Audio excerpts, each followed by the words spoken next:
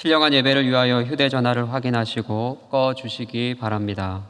이제 다 함께 묵도하심으로 성금요일 특별 찬양 및 성찬 예배를 하나님께 드리겠습니다.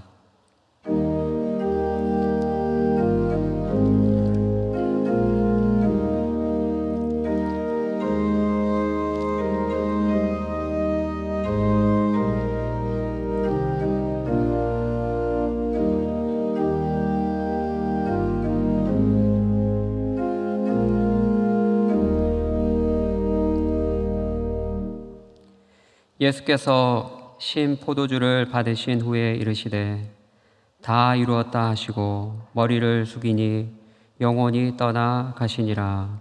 사랑과 은혜가 풍성하신 하나님 아버지, 우리를 위하여 십자가에서 죽으신 예수님의 그 놀라운 은혜를 기억하며 이 시간 성금요일 특별 찬양 및 성찬 예배로 하나님 앞에 나아갑니다.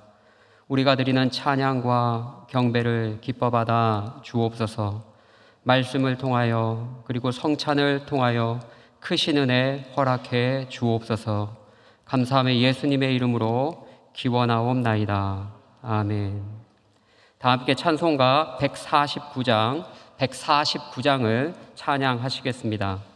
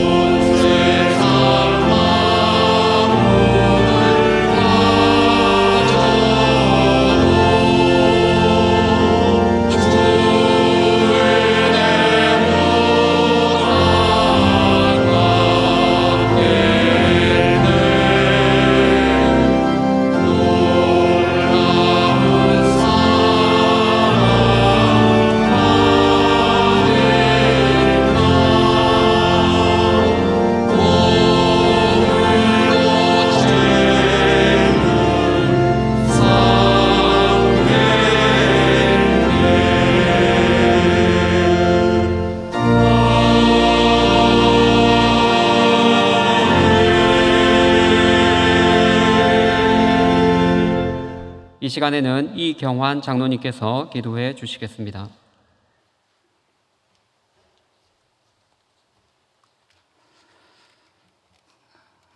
참 고마우신 하나님 아버지,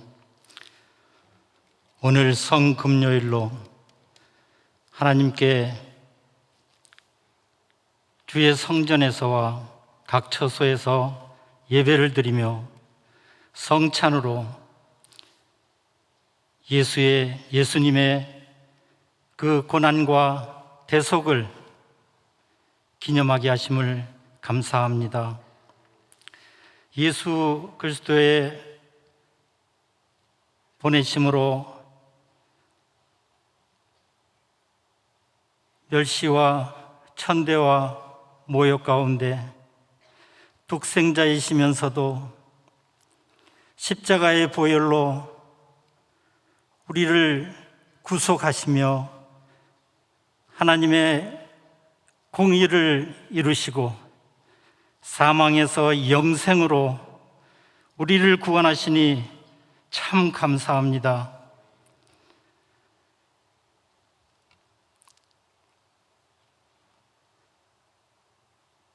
예수 그리스도의 보혈로 새로운 피조물이 되어 거듭난 삶을 살아가면서 올해 2021년 하나님께 더욱 믿음으로 가까이 나아가기 위해서 기억하라, 돌이키라, 깨어있으라는 표어로 믿음 안에 더욱 정진하게 하심을 감사합니다. 하지만 우리의 소망과 각오에도 불구하고 사탄의 역사와 우리의 연약함으로 하나님 앞에 범죄한 모든 죄를 회개합니다. 하나님 용서하시고 우리에게 회복하는 역사를 허락하시고 우리가 말씀에 순종하며 오직 믿음으로 살아가게 인도하여 주시옵소서. 하나님 아버지, 우리 담임 목사님을 강건하게 하시옵소서. 영도, 육도 강건하게 하시어 우리 충영교회 성도들에게 하나님께서 보내시는 말씀을 굳세게 전할 수 있도록 함께 하시며 또한 사도 베드로에게 말씀하신 양육의 사역을 풍성히 감당하실 수 있도록 하나님 함께하여 주시옵소서. 당회와 중직자들이 하나님 말씀으로 온전히 바로 서며 우리 교회의 모임과 모든 훈련들이 코로나 상황에서도 잘 진행될 수 있도록 하나님 역사하여 주시옵소서. 동력교회 지원 전도와 탈북민 교회 지원 전도 사역으로 주의 복음이 전파되는 역사가 더욱 있게 하여 주시옵시며 현지인 선교사와 또한 협력 선교사들을 지원함을 통해서 코로나19의 어려운 상황 속에서도 그 현지에 선교의 열매가 맺혀질 수 있도록 함께하여 주시옵소서.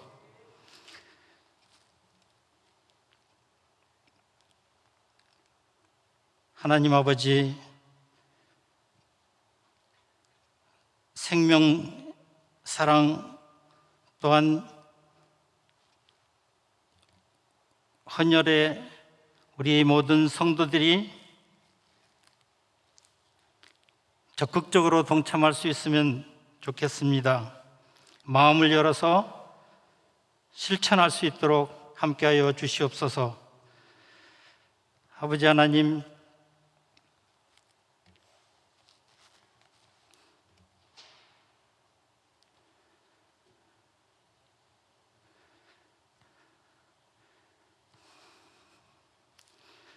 우리에게 주어진 모든 조건들이 하나님 앞에서 온전하기를 원합니다.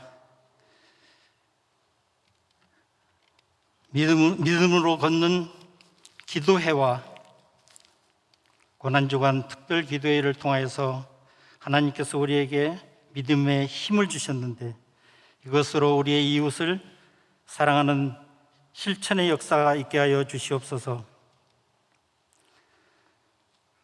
또한 우리 자녀들과 다음 세대들이 바른 신앙으로 잘 교육받아서 믿음으로 온전히 서서 이 교회와 사회를 믿음으로 다시 세울 수 있도록 함께하여 주시옵소서. 이제 우리 베델 연합 찬양대와 오케스트라가 기도와 정성으로 준비한 찬양을 하나님께 올립니다. 하나님 받으시옵소서. 온 성도들이 찬양을 함께 나누는 동안 예수 그리스도의 십자가 고난을, 그 고난의 역사를 지금 함께 동참하는 은혜의 시간이 되게 하여 주시옵소서. 하나님의 말씀을 전하시는 우리 목사님 함께하여 주시옵시고 신령한 은혜를 채우시며 말씀을 전하시는 동안 우리의 심령이 열려 하나님의 음성을, 그 말씀 속에 담긴 주의 음성을 들을 수 있게 하여 주시옵소서. 성찬으로 하나님께 오늘 예수 그리스도를 기념하는 시간에 우리의 신앙을 돌아보면서 예수님께서 몸과 피를 흘려 구속하심을 기억하며 감사하며 정결하고 거룩한 삶 살아갈 수 있도록 붙잡아 주시옵소서. 하나님 아버지, 오늘 예배와 찬양과 성찬을 위하여 이모저모로 헌신하는 예배자들이 있습니다. 하나님 함께하여 주시고 오늘 온 교회가 신령과 진정으로 드리는 예배와 찬양과 성찬을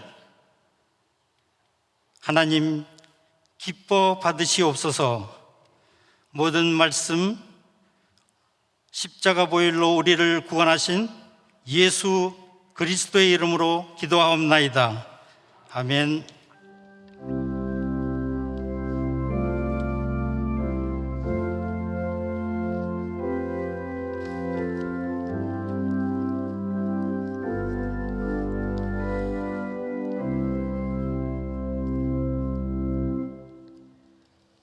오늘 우리에게 주시는 하나님의 말씀은 요한복음 19장 31절에서 37절 말씀, 요한복음 19장 31절에서 37절 말씀입니다. 제가 말씀을 봉독하겠습니다.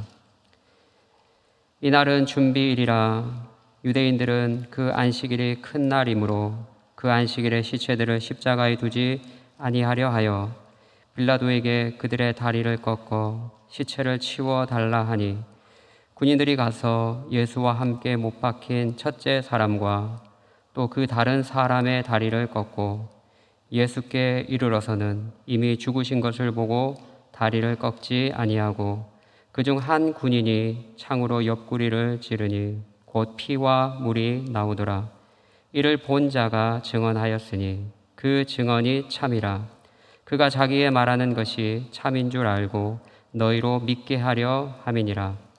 이 일이 일어난 것은 그 뼈가 하나도 꺾이지 아니하리라 한 성경을 응하게 하려 함이라.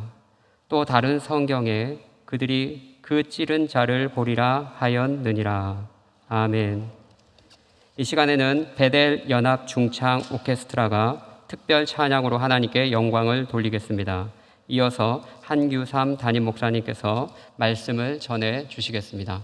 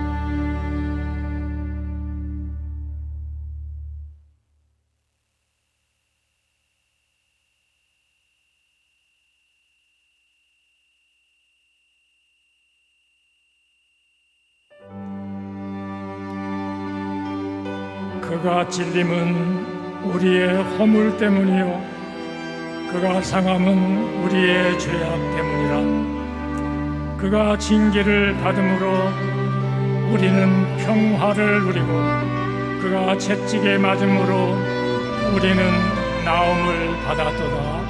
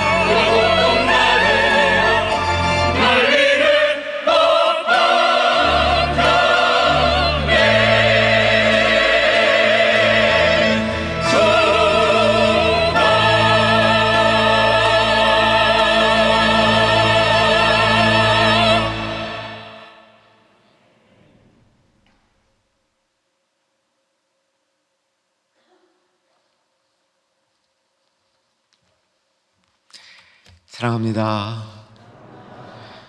영상으로 녹음된 찬양이지만 참 잘 준비된 베델 찬양대와 연합 찬양대 또 오케스트라 찬양을 받으신 주님, 이제 말씀으로 우리들을 채워주실 것을 소망 가운데 확신합니다. 오늘 성금요일 찬양과 성찬 예배에 나오신 하나님의 자녀들을 축복하며 오늘 예배 모든 시간을 통해서 천복을 누리는 특별한 시간이 될 것입니다. 오늘 본문은 예수님 당시 죄인들을 처형한 후 시체의 처리법에 관한 언급이 있습니다. 어떤 방법이냐면 다리를 꺾은 후 시체를 정리하는 것이었습니다. 31절을 봐주시면 이날은 준비일이라 유대인들은 그 안식일이 큰 날이므로 그 안식일에 시체들을 십자가에 두지 아니하려 하여 빌라도에게 그들의 다리를 꺾어 시체를 치워 달라 하니, 유대인들은 빌라도에게 가서 십자가에 처형한 그 시체들을 서둘러 치워달라고 요청합니다. 이유는 그날 저녁이 되면 이제 안식일이 시작되면서 동시에 유월절기가 시작되는, 그러니까 안식일과 유월절이 겹쳐진 큰 안식일이었기 때문입니다. 그러니까 해가 지기 전에 모든 십자가의 처형들은 다 마무리돼야 되는 것이죠. 원래 유대인 법에 의하면 평일에도 시체는 당일에 장례를 치러야 했습니다. 우리 귀에 비교적 익숙한 나무에 달린 자는 하나님께 저주받았음이라, 이 말씀 들어본 기억이 있으시죠? 신명기 21장 23절의 말씀입니다. 그런데 이 말씀의 앞부분을 보면 잘 한번 들어보시기 바랍니다.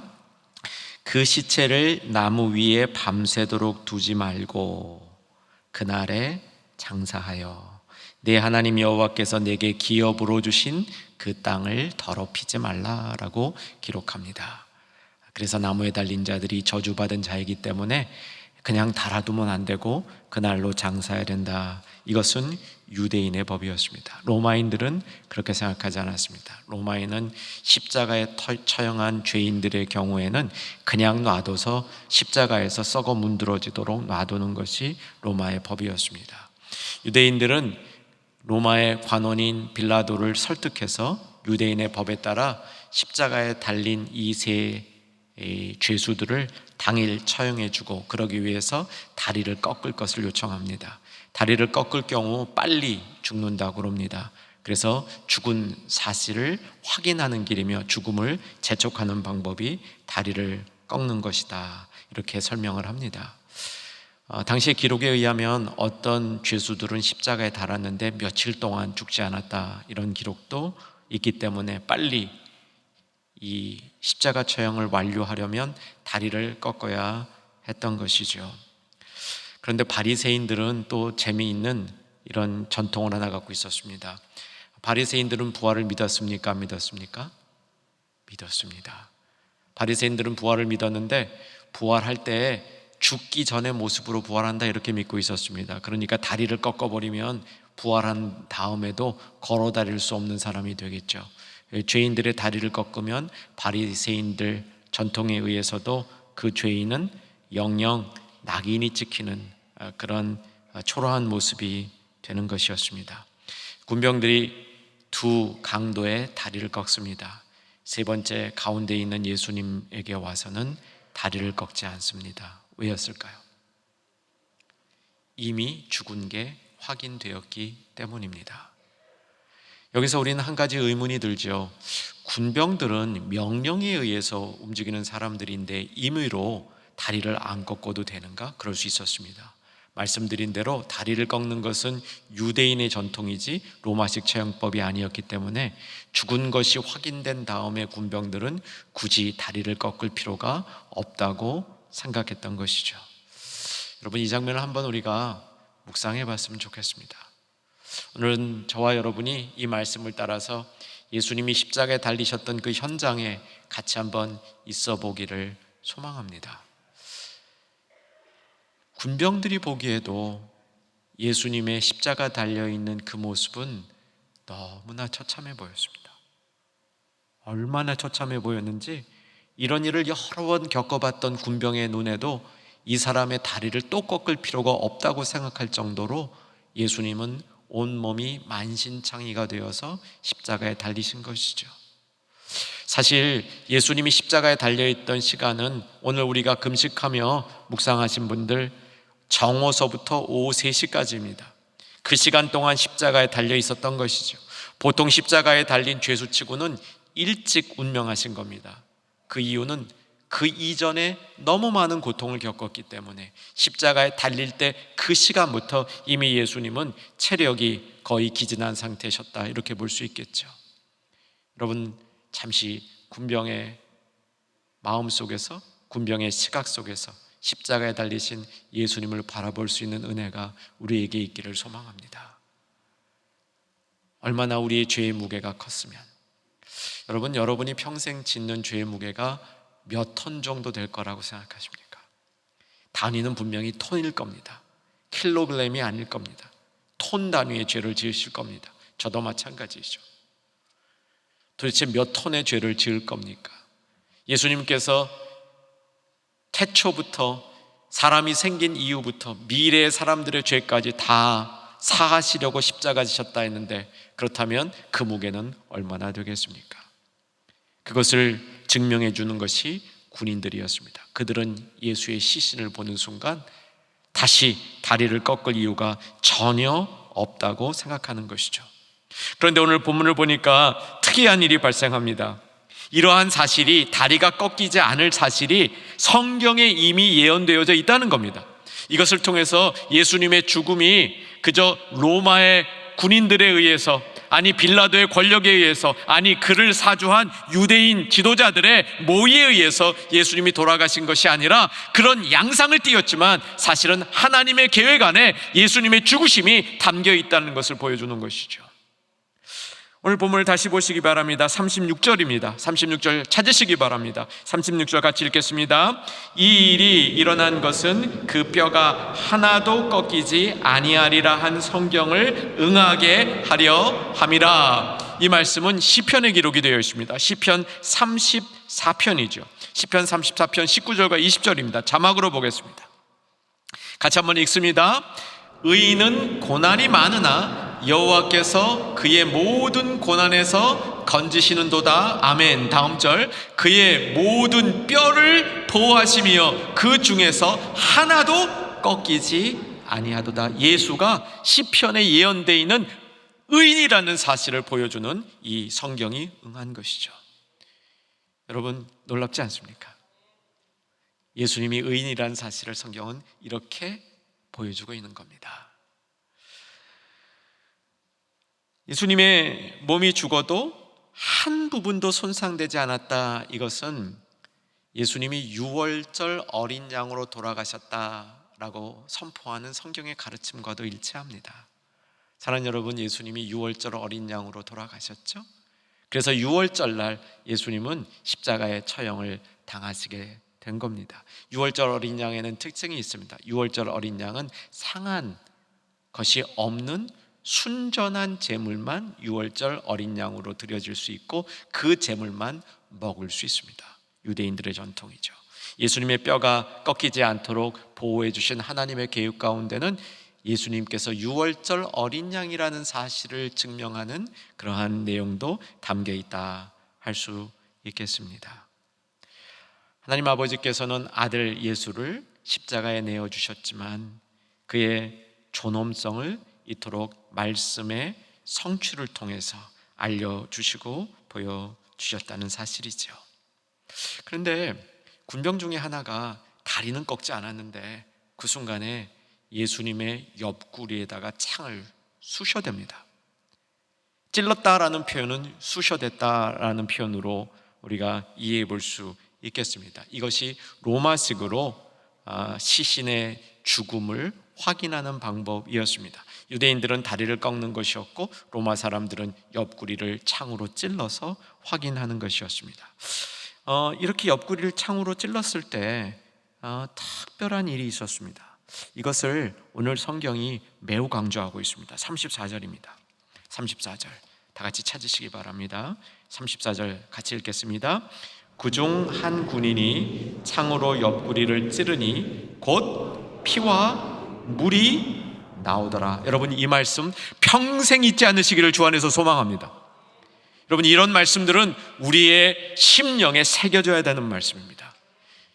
예수님의 죽음을 확인하기 위해서 다리를 꺾지 않은 것은 성경이 이루어지길 위한 것이고, 또 로마식으로 옆구리를 찔렀는데 피와 물이 흘러나왔더라 라고 기록을 하고 있는 것이죠. 이것도 구약에 있는 성경의 예언이라고 얘기합니다. 연이어서 36절을 보시면 이것이 구약의 예언이라고 얘기하죠. 36절도 같이 읽습니다. 이 일이 일어난 것은 그 뼈가 하나도 꺾이지 아니하리라 한 성경을 응하게 하려 함이라. 다음 절, 또 다른 성경에 그들이 그 찌른 자를 보리라 하였느니라. 이건 스가랴서입니다. 여러분, 스가랴서의 예언은 참 멋있습니다. 제가 스가랴서를 소개해드리겠는데 12장 10절입니다. 자막으로 볼 테인데 좀 눈여겨봐 주시기 바랍니다. 스가랴 선지자는 마지막 때에 메시아가 와서 구원을 이룰 일을 보여주고 있는데, 스가랴서 12장 10절 준비 안 됐으면 제가 읽겠습니다. 내가 다윗의 집과 예루살렘 주민에게 은총과 간구하는 심령을 부어주리니 그들이 그 찌른 바 그를 바라보고 그를 위하여 애통하기를, 독자를 위하여 애통하듯 하며 그를 위하여 통곡하기를, 장자를 위하여 통곡하듯 하리로다. 그 찌른 바 그를 바라보고. 그 말씀 그대로 인용한 겁니다. 그 찌른 바 그를 보리라. 오늘 이 말씀을 우리 마음속에 잘 새기기 위해서 이 말씀의 의미를 조금 더 자세히 살펴보려고 합니다.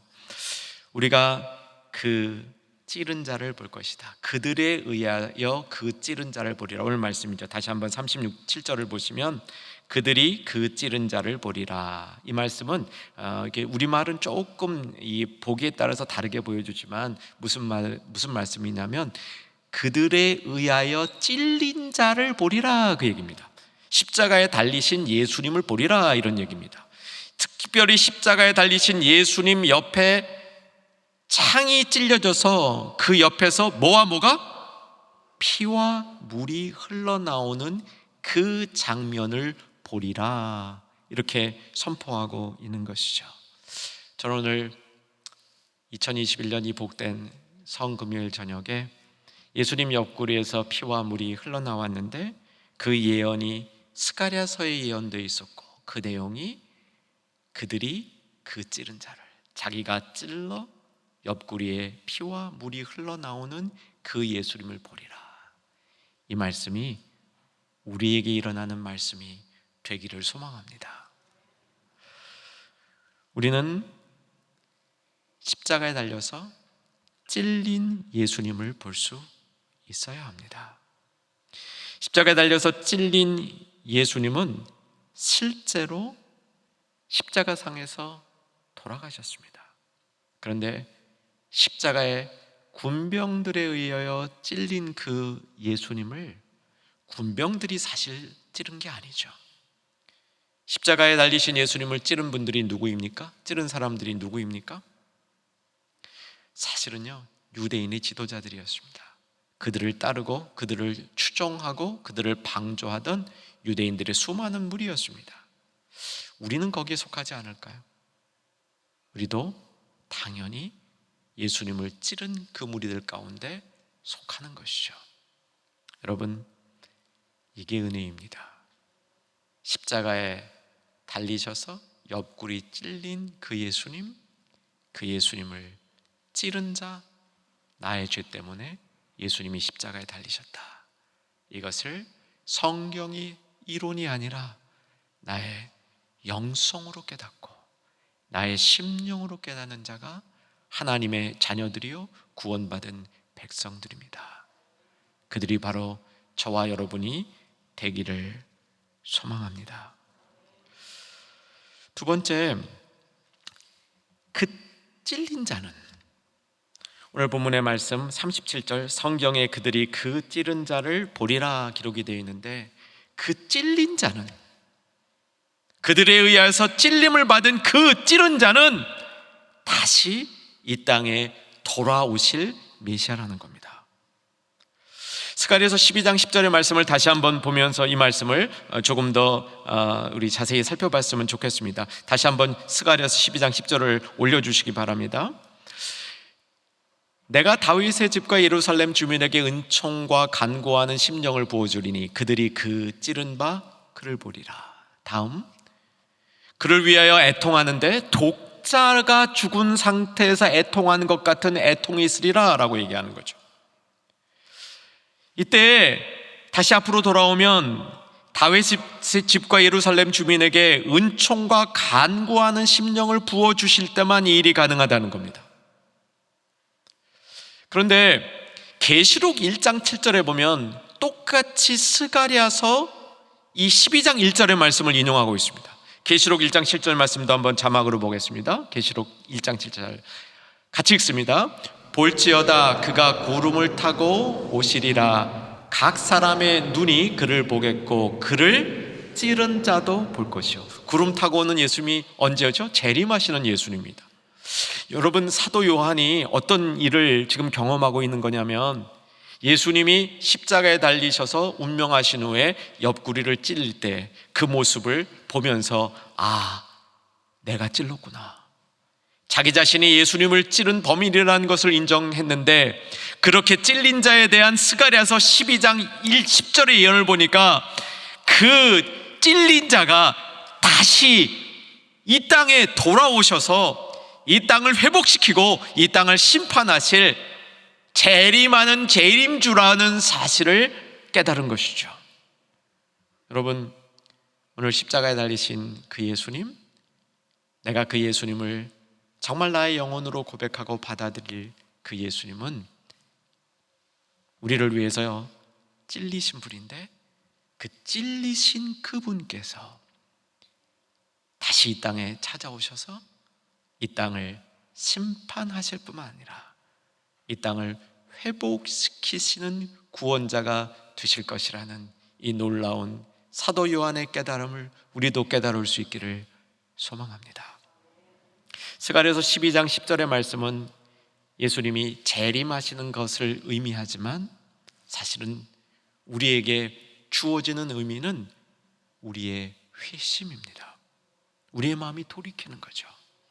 그 찌른 자를 볼 때 사실 우리의 마음은 애통하고 우리의 죄성 앞에 참 수많은 사람의 죄를 위하여 지신 우리 주님 앞에 감사와 미안한 마음을 가지는 것뿐 아니라 사실은 그 찔린 자 예수님을 바라볼 때 우리에게 놀라운 치유와 회복과 회심의 역사가 있다는 것입니다. 여러분, 돌이킬 수 있는 우리가 될 수 있기를 주 안에서 소망합니다. 우리의 삶이 십자가에 달리셔서 찔리신 그 예수님으로 인해서 회복되어지는 역사가 일어날 수 있기를 주 안에서 소망합니다. 세 번째, 우리를 찌른 자를 볼 때 다시 한번 우리는 그의 옆구리에서 흘러나오던 피와 물의 의미를 생각해 볼 수 있어야 됩니다. 저는 오늘 이 말씀을 듣는 모든 성도님들이 평생 이 장면이 머릿속에서 지워지지 아니하며 마음판에 새겨지기를 소망하며 선포했습니다.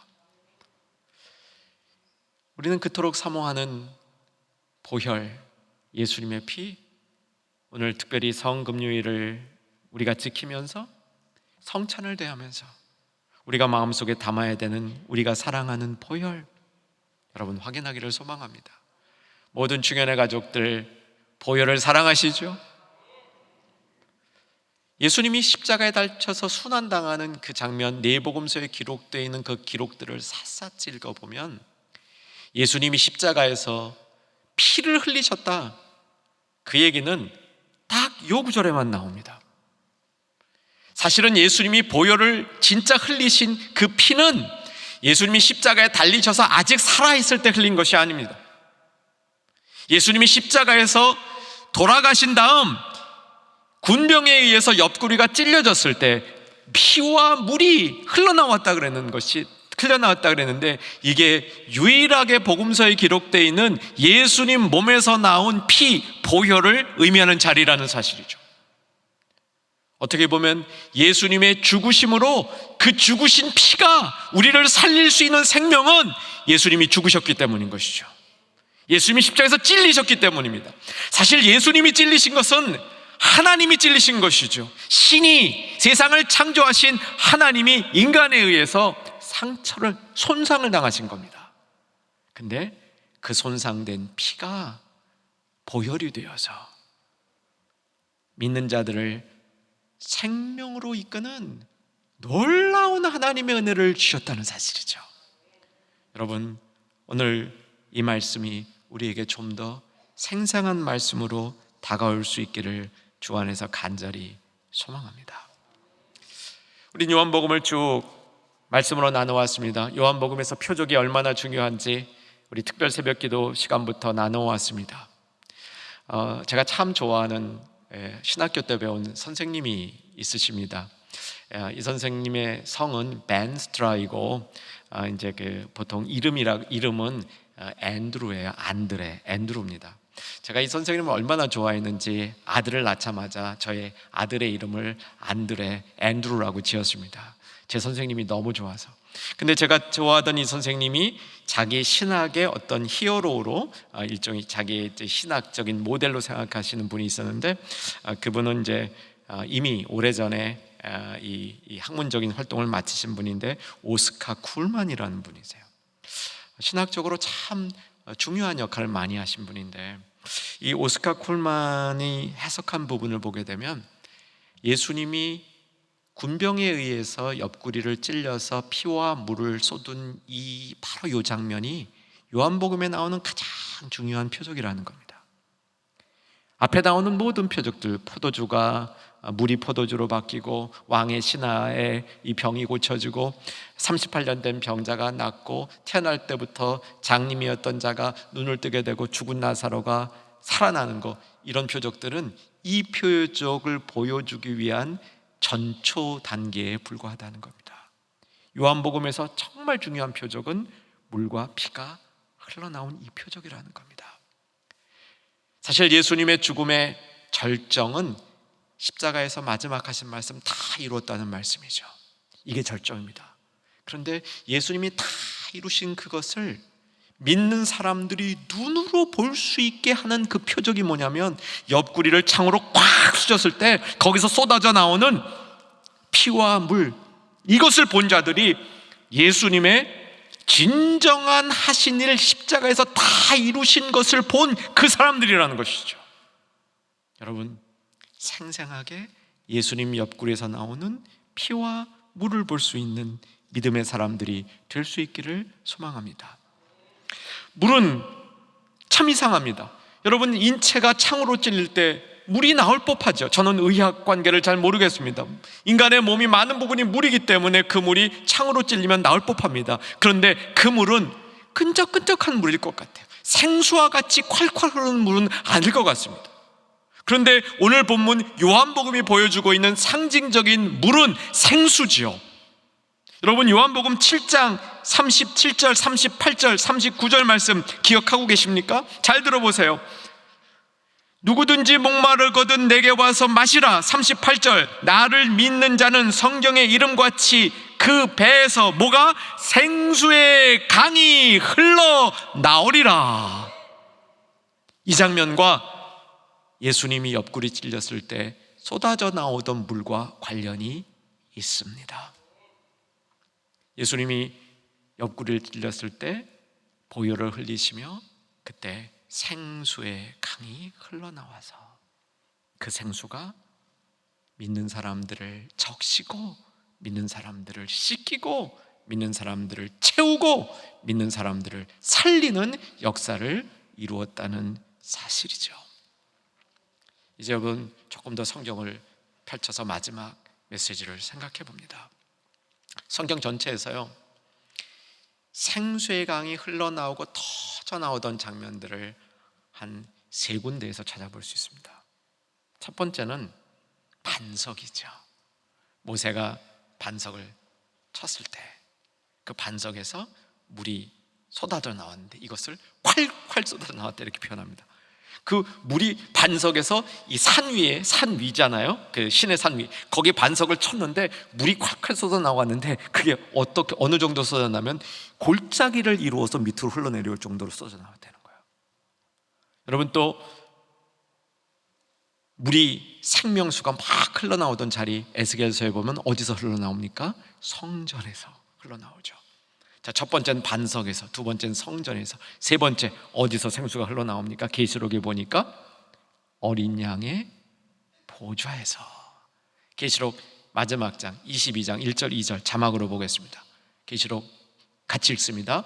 또 그가 수정같이 맑은 생수의 강을 내게 보이니 하나님과 및 어린 양의 보좌로부터 나와서, 다음, 길 가운데로 흐르더라. 강 좌우에 생명나무가 있어 12가지 열매를 맺되 달마다 그 열매를 맺고 그 나무 잎사귀들은 만국을 치료하기 위해서 있더라. 열매를 맺기 위해서, 치료하기 위해서 있었던 것이죠. 그런데 어디서 흘러나왔습니까? 어린 양의 보좌에서. 자, 보세요. 반석에서, 성전에서, 어린 양의 보좌에서. 무엇을 가리킵니까? 예수님 자신을 가리키는 겁니다. 예수님으로부터 생수가 터져서 흘러나와서 사람들의 생명을 살리는 역사를 이루는 장면입니다. 사랑하는 여러분, 예수님은 군병들에 의해서 찔렸습니다. 그런데 이미 구약의 그 장면이 예언되어 있습니다. 그들이 그 찌른 자를 보리라. 우리도 그들 가운데 있습니다. 우리가 예수님이 찔린 것을 보아야 됩니다. 정말 그것을 생생하게 보아야 됩니다. 그것이 우리를 바로잡고 그것이 우리를 치유하며 회복시킵니다. 그때 예수님의 옆에서 나온 피와 물이 우리를 예수님과 연합되게 만듭니다. 그것이 우리로 흘러들어와서 우리로 다시 세상을 향하여 흘러날아가야 될 하나님의 놀라운 구원의 계획인 줄로 믿으시기 바랍니다. 이제 우리는 성찬을 거행할 겁니다. 이 성찬을 통해서 다시 한번 예수님의 몸과 피, 우리들의 표적이 되어서 반석과 같은 믿음에 서시는 모든 충현의 가족 되기를 주의 이름으로 축원합니다. 다 같이 찬송가 228장 1절과 4절 찬양하심으로 성찬 예식 거행하겠습니다.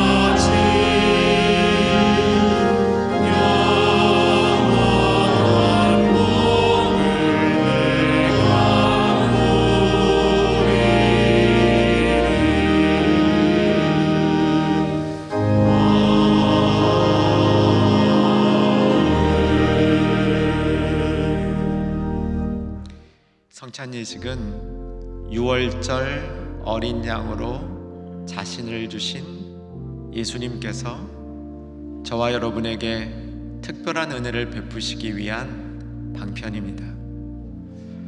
오늘 저와 여러분은 예수님의 잔치에 초대를 받은 것입니다. 하지만 우리 중에 특별한 은혜를 주실 분들은 아버지께서 정하셨습니다. 오늘도 성찬에 참여하시면서 그 은혜가 나를 비껴나가지 않을 수 있기를 소망하십시다.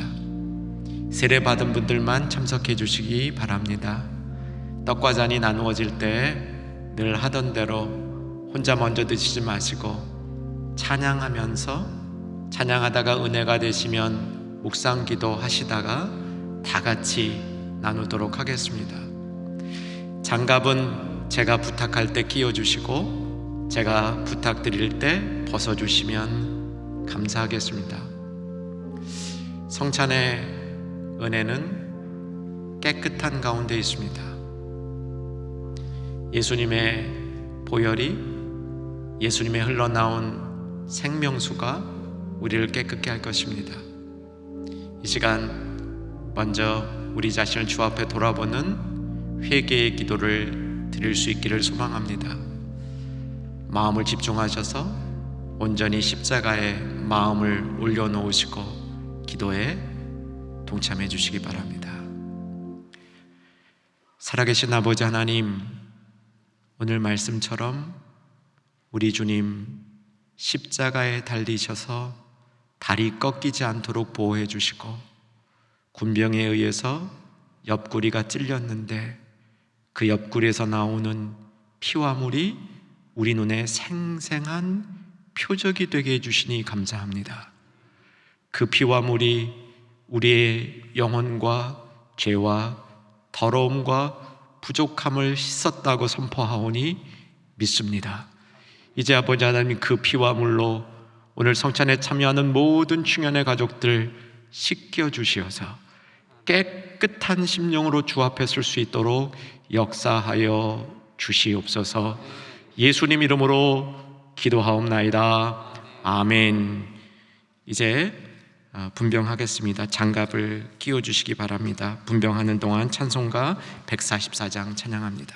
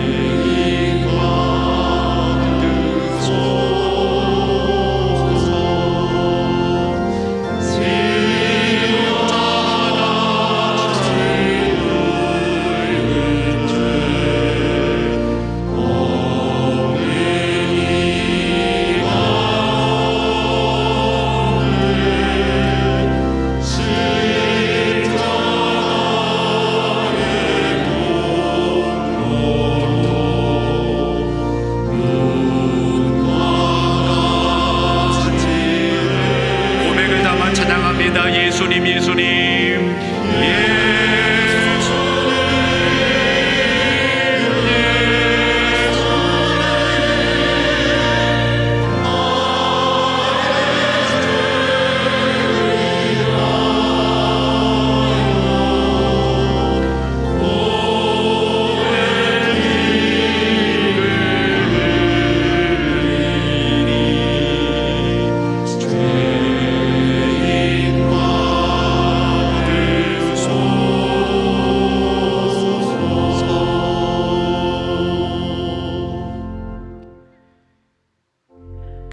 멸시를 받아 사람들에게 버림받았으며 간고를 많이 겪었으며 질고를 아는 자라.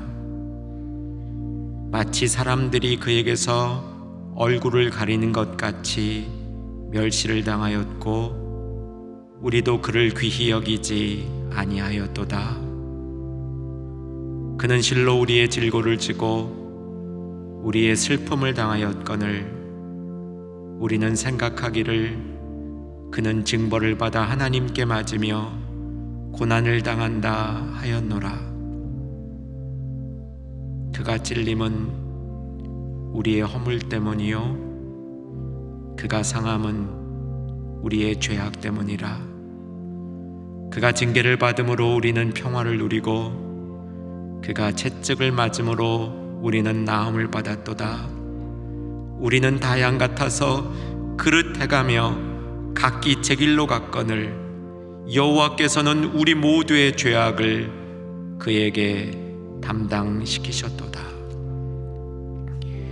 형제자매 여러분, 우리가 가지고 있는 이 작은 떡은 예수님의 몸을 상징합니다. 그 몸은 죄인의 모습으로 십자가에 달리셨고 그의 몸에 군병의 창이 들어와 그 몸을 찔렀습니다. 그 몸은 하나님의 계획 가운데 우리에게 나누어져서 전달되어졌고 생명의 떡이 되어서 우리에게 영생을 주셨습니다. 사랑하는 여러분, 이러한 예수님을 믿으십니까? 그 몸에 담겨 있는 생명을 믿으십니까? 이제 고백하십시다. 예수 생명의 떡 내 안에 계시옵소서. 이런 고백과 함께 같이 떡을 나누겠습니다.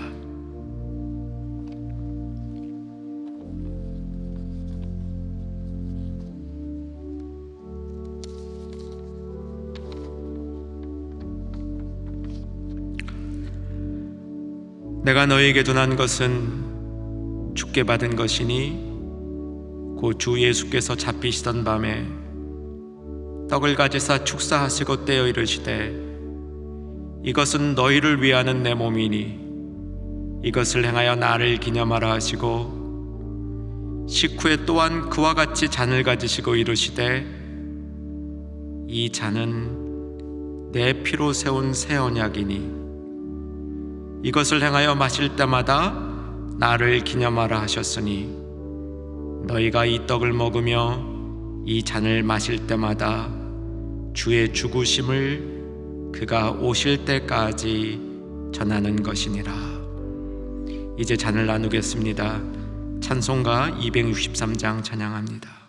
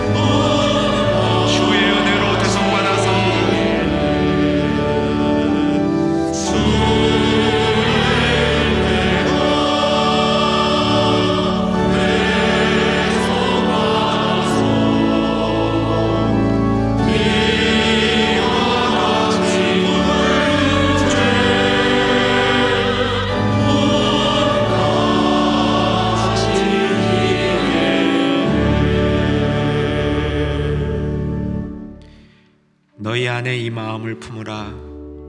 곧 그리스도 예수의 마음이니 그는 근본 하나님의 본체시나 하나님과 동등됨을 취할 것으로 여기지 아니하시고 오히려 자기를 비워 종의 형체를 가지사 사람들과 같이 되셨고 사람의 모양으로 나타나사 자기를 낮추시고 죽기까지 복종하셨으니 곧 십자가에 죽으심이라.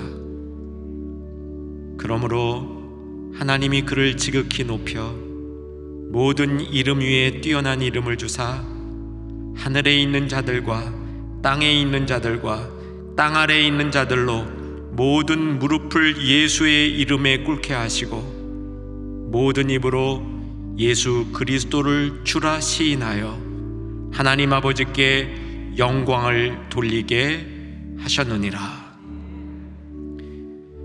형제자매 여러분, 우리가 가지고 있는 이 잔에는 예수님의 보혈이 담겨 있습니다. 이 보혈은 십자가에서 죽기까지 끝까지 사랑하신 하나님의 사랑이 담겨 있는 보혈입니다. 예수님의 옆구리가 무자비하게 창으로 찔림을 받았을 때 그때에 흘러나온 생명의 보혈입니다. 여러분은 하나님의 사랑을 받으셨습니까? 그 사랑이 이 보혈에 담겨 있습니다. 세상을 이처럼 사랑하사 독생자를 주신 사랑입니다. 이 시간 주님의 사랑 앞에 나도 주님을 사랑하며 이웃을 사랑할 것을 고백하십시다. 이 고백과 함께 잔을 나누겠습니다.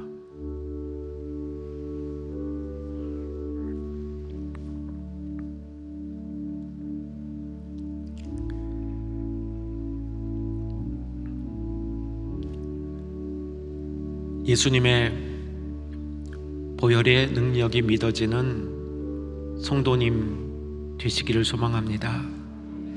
예수님의 피와 물의 능력을 우리 마음속에 다시 한번 가질 수 있기를 소망하십시다. 그리고 이 시간 손을 가슴에 얹어놓고 결단하십시다. 주님, 주의 성도로 살기를 소망합니다. 예수님의 핏값을 가진 그 성도로 살기를 소망합니다. 이 마음과 결단을 가지고 기도하겠습니다. 살아계신 아버지 하나님, 나를 위하여 십자가 달리시고 보혈을 흘려주셔서 감사합니다.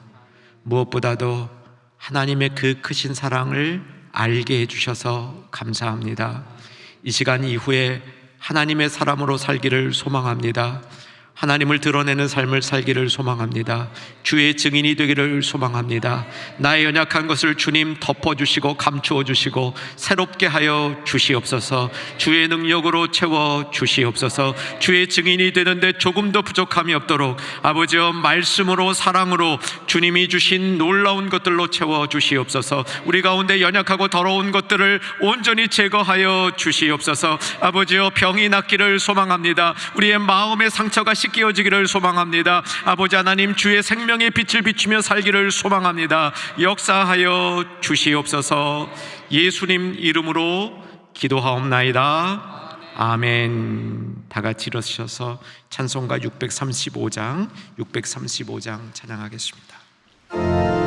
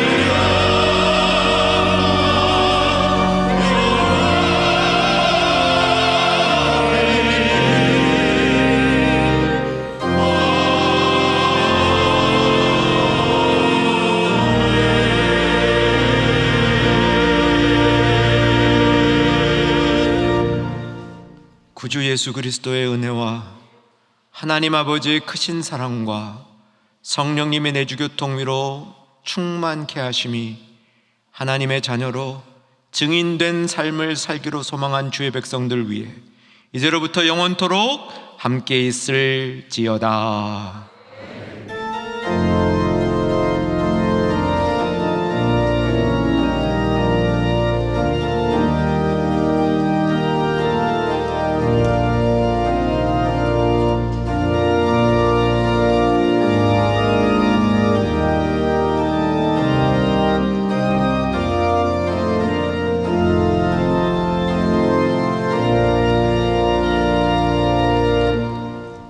이상으로 성금요일 특별 찬양 및 성찬 예배를 모두 마치겠습니다.